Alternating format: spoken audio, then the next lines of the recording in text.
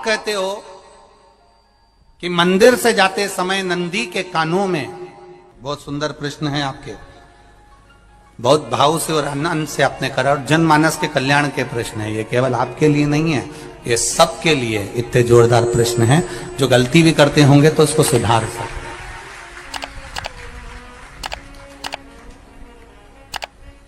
आपने कहा कि नंदी के कानों में कहना चाहिए, लोग हंसते हैं, कहते हैं बताओ वो नंदी के कानों में भगवान को कहना चाहिए।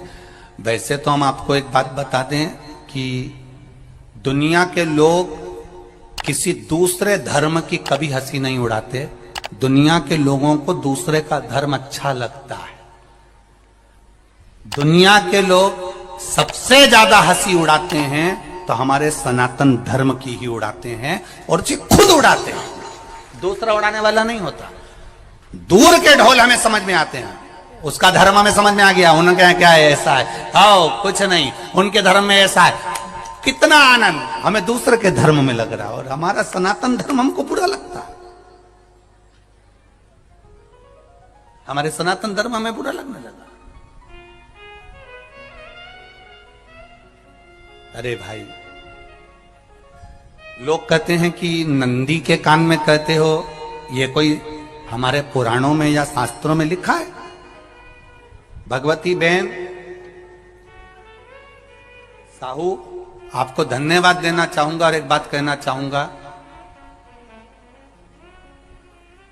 जितनी भी शिव महापुराण के अंतर्गत चाहे उपाय जो बताए जाते हैं कि बेलपत्री ऐसे चढ़ाना, काली मिर्च ऐसे चढ़ाना, चावल ऐसे चढ़ाना, धतूरा का क्या महत्व है, शमी के पत्ते का क्या महत्व है, बेलपत्री के पत्ते का क्या महत्व है, ये जितनी भी बातें बताई जाती हैं ये सब पुराण के अंतर्गत से बताई जाती है। अब दुनिया के लोग इसको चाहे टोटका कह दें, चाहे दुनिया के लोग इसे टोना कह दें, पर पुराण से हटकर कुछ नहीं। और आप लोगों को अगर बोला है कि नंदी के कान में कहकर भगवान शंकर के मन में बात पहुंचे, तो ये क्यों कहा, तो ये भी हमारी शिव महापुराण में लिखा है, जलंधर के चरित्र में। कोई आपसे कहे कि नंदी के कान में बोलने से क्या होता है, ये जलंधर का चरित्र कह रहा है। मां पार्वती जी का हस्त कमल पकड़कर जलंधर लेकर जाने लगा।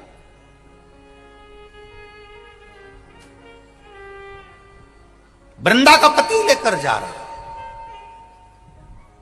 वृंदा तो भगवान की भक्ति में लीन रहती थी, उसको तो जलंधर को सबसे ज्यादा तकलीफ थी नारायण से, पर शिव के पास आ गया, क्योंकि ईर्षा प्रवृत्ति, अभी कथा में कहा, कोई कोई ऐसा होता है जिसको तुमसे बेर नहीं होता तो भी अंदर से ईर्षा जाग जाती है। कोई कोई ऐसा होगा जिसको अंदर से ईर्षा जागती है, अपने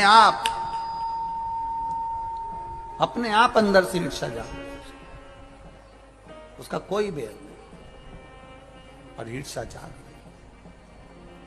भीतर से ईर्षा जागा। ना आप उससे मिले हो, ना कभी वो आप उसके सामने बैठे हो। कई लोग किसी ना किसी की बुराई करते हैं तो हम लोग पूछ भी लेते हैं, क्यों साहब उनसे मिलकर आए हो क्या तुम? कभी नहीं मिल किया, कभी उनका सामना हुआ नहीं हुआ, तो फिर बुराई क्यों कर रहा? एक ने कर दी थी इसलिए हमारे ध्यान में था तो हमने भी कर दी। लो, वो कुआं में डूब के मरेगा तो तू भी मरेगा का? नहीं।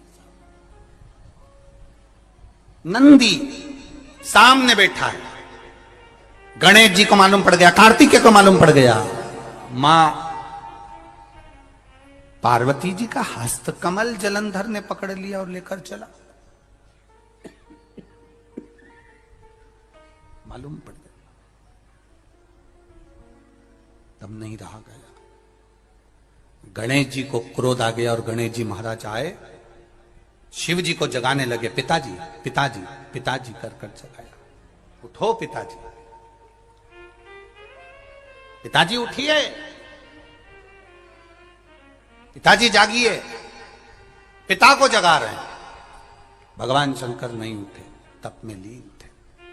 क्या करें हम? जलंधर के पास में इतना बल है, इतना बल है, और पिता की आज्ञा नहीं होगी तो हम कैसे मार देंगे इसको? मारने को तो हम मार दें। मां ने आज्ञा करी थी कि जलंधर उसको तारकासुर को मार दो, तो कार्तिकेय ने तारकासुर को मार दिया। शिव जी की आज्ञा नहीं तो हम इसको कैसे मारें? क्या करें? सब कुछ गणेश जी ने देख लिया, शंकर जी के ऊपर बहुत बहुत बहुत बहुत प्रार्थना कर कर देख ली, पर शंकर जी नहीं जागे। तब आखिरी में विनायक ने, गणेश ने, जितनी लोग आस्था चैनल पर कथा सुन रहे हैं, जितने लोग फेसबुक यूट्यूब पर कथा सुन रहे हैं, इस बात को याद रखना कि नंदी के कान में कहने से क्या होता है वो ये इस कथा से सीख लेना। आखिरी में गणेश जी को लगा किसको कहूं, शंकर जी भी तप में है, नंदी भी तप में है, मैं किसको कहूं? शिव जी को कह के कर थक गया, पिताजी को बोल बोल कर थक गया, पिताजी जागते नहीं। अब मैं किसको कहूं ये बात, किससे कहूं?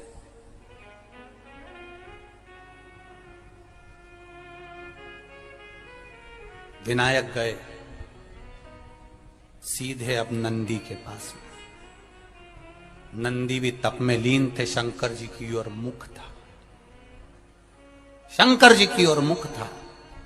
गए और जाकर तुरंत विनायक ने नंदी के कानों में जाकर कहा, नंदीश्वर, मैया का हाथ पकड़कर जलंधर लेकर जा रहा है, पिताजी तप में लीन है, कृपा करिए ना। बस केवल नंदी के कान में कहा, गणेश जी दूर हट गए। नंदी के कान में कहा, शंकर जी के नेत्र खुल गए, शिव जी के नेत्र खुले। ध्यान देना जरा, इस शिव महापुराण की, आशुतोष शिव महापुराण की कथा, जो कथा यहां कही जा रही है, यह कथा पहले के चरित्रों में सुनने को नहीं मिली होगी। जरा ध्यान देना इस संवाद पर, जितने लोग आस्था चैनल पर, जितने फेसबुक यूट्यूब पर सुन रहे हैं। सनातन धर्म की हंसी उड़ाने वाले कह देते हैं नंदी के कान में कहने से क्या होता है, नंदी के सामने जाकर बोलने से क्या होता है, नंदी के पास बैठकर बोलने से क्या होता है, नंदी के पास बैठकर शंकर जी का मात्र दीदार करने से क्या होता है, दर्शन करने से क्या होता है। वो अच्छे से समझ लेना, जो लोग सनातन धर्म पर उंगलियां उठाते हैं, वो अच्छे से समझ लें इस बात को।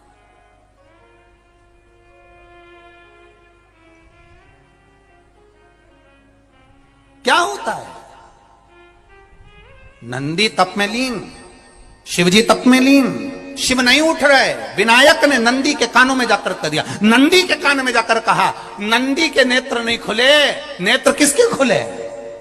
जम के बोलो, महादेव के खुले, शिव जी के खुले। ये मन का तार। नंदी शंकर की आराधना कर रहे थे, शिव अपनी भक्ति में डूबे थे।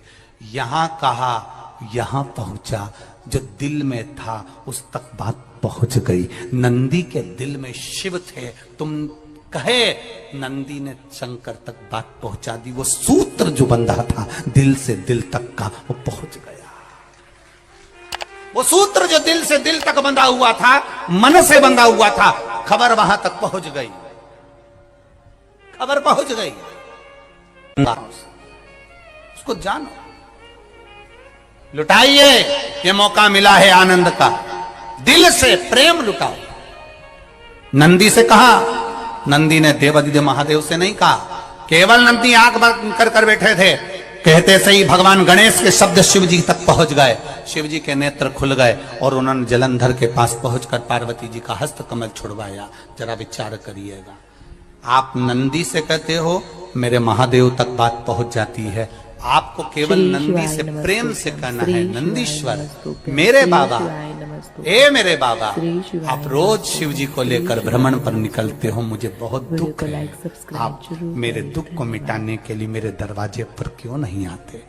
नंदीश्वर से कहा, शिव जी तक बात पहुंच जाएगी, शंकर के नेत्र आपके लिए खुल जाएंगे और महादेव आपके यहाँ खड़ा मिलेगा, मेरा महादेव आपके पास में खड़ा मिलेगा। आशुतोष शिव महापुराण की कथा कहती है, लोग कहते हैं नंदी को कहने से क्या होता है, ये शिव तत्व की कथा आशुतोष शिव महापुराण कह रही है। कहा वहां तक पहुंचा, दिल से दिल का। जो भगवान नंदी के कानों में कुछ कहकर आते हैं, बोले हो कभी? सीधे बोल देते हो क्या जाकर? नंदी के कानों में कहने का भी एक तरीका है। आप लोगों को मालूम होगा वो तरीका? नहीं मालूम? बेलपत्री की जो डंडी रहती है ना, बीच का जो भाग है, ध्यान दिए ना जरा सा, ये बीच की जो डंडी है, फिर से देखिए, बेलपत्री के 2 पत्ते और उसके पास में जो बीच की जो डंडी का भाग है, दिख रहा है आप लोगों को? ये 2 डंडी, ये बीच की 2 पत्ती और उसके बीच में जो 2 डंडी का भाग होता है। जब हम देवाधिदेव महादेव से कोई बात कहने वाले होते हैं ना कि बाबा बहुत दुखी हूं, बाबा बहुत तकलीफ चल रही है, बाबा मैंने कंपटीशन एग्जाम में परीक्षा दी है, बाबा मेरे जीवन में ये तकलीफ हो रही है, बाबा, तब इस बेलपत्री की जो ये डंडी होती है, इस उंगली से, इस अंगूष्ठ से इस डंडी को पकड़ा जाता है और बाबा के कर्ण में कहने से पहले ये हाथ को नंदी के ऊपर रखकर फिर हम बाबा के नंदी के कानों में कहते हैं और चलते समय इस बेलपत्र को अशोक सुंदरी की जगह पर चढ़ाकर वापिस सजाते हैं। देव अधिदेव महादेव को पार्वती की बात मानना ही पड़ती है और वो कहना ही पड़ता है। ये बेलपत्र की महत्व है। ये जितना फल एक बेलपत्र की पत्ती में, उतना की उतना फल हम आपसे फिर कहेंगे। कभी मौका मिल जाए जिंदगी में, कभी तुम्हारे जीवन में अगर मौका मिले और कहीं बेलपत्री का वृक्ष मिल जाए जिसकी छांव तुम्हारे ऊपर पड़ रही हो, तुम्हारे ऊपर अगर बेलपत्री की छांव पड़ रही हो, उसके नीचे बैठकर कभी मौका मिले, एक बेलपत्री का पत्ता मात्र रखकर आप शिव जी का नाम लेकर जल भी अगर समर्पित कर रहे हो ना, तो वो 12 ज्योतिर्लिंग को जल चढ़ाने के बराबर फल प्रदान कर। एक बेलपत्री का पत्ता, एक बेलपत्री का वृक्ष, एक बेलपत्री के वृक्ष की छांव हमारे जीवन को कृतार्थ कर देती है, धन्य कर देती है, कृतार्थ। कभी भी शंकर के मंदिर में जाओ, शिव जी का पूजन कर जब वापिस आओ, तो शंकर भगवान के मंदिर में जो बाहर नंदी बैठता है, उसके कानों में ओम नमः शिवाय बोलकर अपने मन की कामना उसके कानों में बोलकर आप आ जाइए, आपकी कामना 3 महीने में पूरी हो जाती है। नंदी के ईश्वर भगवान का स्मरण करिए। अगर 7 बेलपत्र आप शंकर को समर्पित करते हो तो 1 बेलपत्र नंदी भगवान पर भी अवश्य समर्पित करो। नंदीश्वर भगवान शिव को समर्पण, 1 बेलपत्र नंदी के ईश्वर की ओर चढ़े। और बहुत ध्यान दीजिए महाराज, अगर कोई काम अटक रहा है, नहीं हो रहा, बहुत प्रयास करा, तो भगवान शंकर के मंदिर में 5 बेलपत्र चढ़ाइए। और शंकर भगवान की जो छोटी लड़की है अशोक सुंदरी, आपको बताया था ना अशोक सुंदरी का स्थान, भगवान शंकर की 6 लड़कियां हैं, उसमें से सबसे छोटी लड़की अशोक सुंदरी की जगह पर 1 बेलपत्र चढ़ाइए। फिर 1 बेलपत्र नंदीकेश्वर पर चढ़ाइए और नंदीकेश्वर पर चढ़ाने के बाद भगवान शंकर के मंदिर के बाहर चौखट पर दिया लगा दीजिए साइड में, और फिर अपने घर पर आ जाइए, आपका कार्य सफल होना प्रारंभ हो जाएगा।